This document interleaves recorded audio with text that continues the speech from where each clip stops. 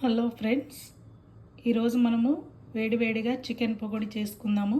ఇప్పుడు ఇందులో 1.5 స్పూన్ మైదా, 1 spoon cornflour, food colour,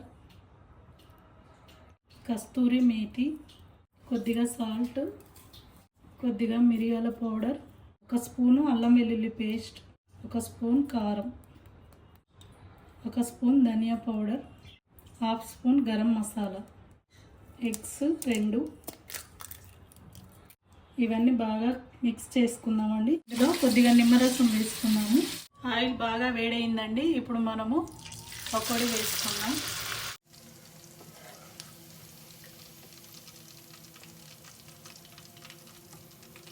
వేడిగా చికెన్ పకోడీ రెడీ అండి.